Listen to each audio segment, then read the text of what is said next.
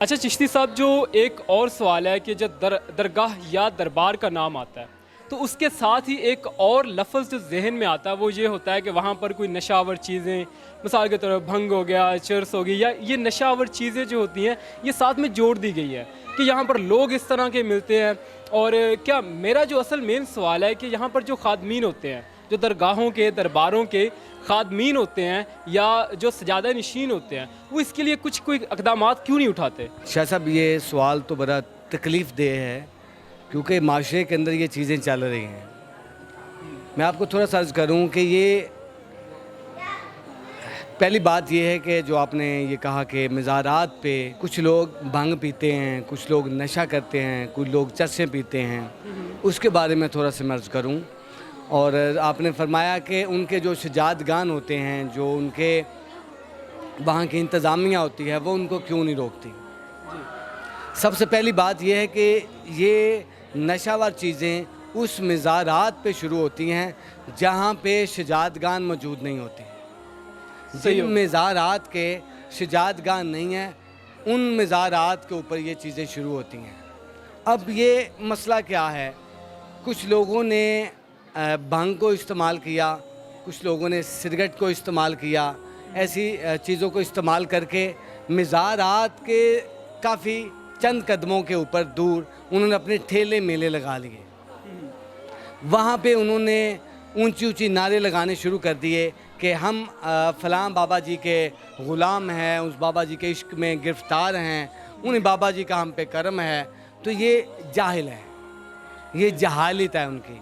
ऐसा कभी नहीं हो सकता कि अल्लाह का वली अल्लाह के रसूल की शरीयत के ख़िलाफ़ जाए। यही बात मैं कहने लगा था कि ज़रा थोड़ा सा हमारे नाजरीन ख़ास तौर पर नौजवानों को बता दें कि क्या कोई खुदा ना खास्ता कोई औलिया वली ने तो ऐसी बात नहीं की जो ये काम शुरू हो गया दरबारों पर। हमारी नौजवान नस्ल के लिए मैं जो गुजारिशात करूँगा, उनको ये कहूँगा कि आप को अल्लाह ताला ने आज़ाद पैदा किया है। अल्लाह करीम ने सबको आज़ाद पैदा किया है। अल्लाह के नबी ने किसी को ग़ुलाम बनाने का अख्तियार किसी को नहीं दिया।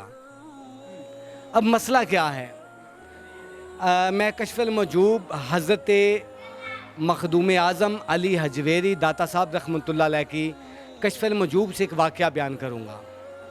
हज़ूर दाता साहब रहमतुल्लाह अलैह ने एक वाक़या दर्ज किया कि मैं अपने शेख़ करीम हज़रत सैयदना अबुल फ़ज़ल खुतली रहमहुल्लाह की बारगाह में था खिदमत के लिए। तो आपने मुझे इरशाद फरमाया कि अली बेटा, दाता साहब को, ए अली बेटा मेरा वज़ू कराओ। हुज़ूर दाता साहब के दिल में ख़्याल आया, हुज़ूर दाता साहब फरमाते हैं कि मेरे दिल में ख़्याल आया कि अल्लाह ने आज़ाद पैदा किया है। अल्लाह ने जब सब कुछ हर चीज़ का मालिक और कादिर अल्लाह है, बेशक, बंदे को बंदे का मोहताज क्यों कर दिया। तो ये ऐसी बातें दाता साहब के दिल में चल रही थी। तो हुज़ूर दाता साहब ने जब वह लोटा पकड़ा और अपने शेख़ करीम के हाथ पे पानी डाला तो उन्होंने फरमाया कि क्योंकि औलिया अल्लाह दिलों के जसूस होते हैं, आपने फरमाया कि अली बेटा मैंने तेरे दिल की बात सुन ली है। अच्छा, अब सुन, अल्लाह करीम जब किसी सिपाही के बेटे को, दाता साहब के परदादा दादा सिपाही की ड्यूटी करते थे, अल्लाह ताला किसी सिपाही के बेटे को अगर मर्तबा वलायत पर फाइज करना चाहता है तो उसे अपने बंदों की खिदमत में लगा देता है। इससे एक बात तो ये पता चली कि जिससे अल्लाह राज़ी होता है सबसे पहले अल्लाह ये काम करता है कि उसको अपने बंदों की खिदमत में लगा देता है। दूसरा ये मामला है कि ये जो औलिया अल्लाह हैं, इनको अल्लाह ताला ने ये इल्म बख्शा है, जो दिलों में बात होती है वो अल्लाह ताला इनके ऊपर खोल देता है। और जो मामला है कि ये जो अल्लाह के वली हैं, जो मैंने ये वाक़या अर्ज़ किया, ये इसलिए किया है कि जो नौजवान नस्ल है, जो लोग ये कहते हैं कि अल्लाह के वलियों के मज़ारात पे शिरक अड्डा है या चस्सें भंगे पी जाती हैं, तो ये नहीं। मैं आपसे कहता हूँ आप किसी अल्लाह के वली के मज़ार पे ना जाएं, बस एक काम करें, दीन सलाम तारीख़ को एक दफ़ा पढ़ लें।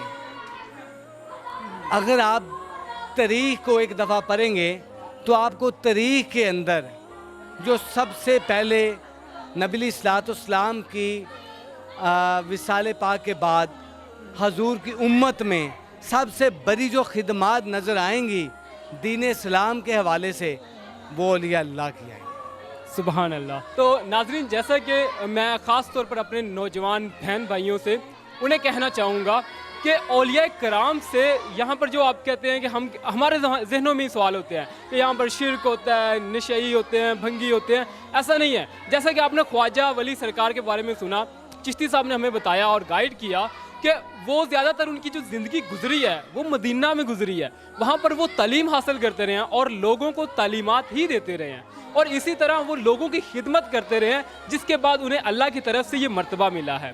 तो इसी तरह हम क्या करेंगे, आगे जाएंगे और सूफीज़म मतलब औलिया अल्लाह कि अल्लाह का आपस में अल्लाह और उनके बंदे का, औलिया अल्लाह मतलब औलिया और अल्लाह, इनका आपस में हमने तल्लक बनाया हुआ है। क्या ये अल्लाह की तरफ से तल्लक है या लोगों ने बनाया हुआ है? अगली वीडियो में डिस्कस करेंगे। तो इसी के साथ मुझे इजाज़त दें। आपका मेज़बान असद नकवी। अल्लाह हाफ़िज़।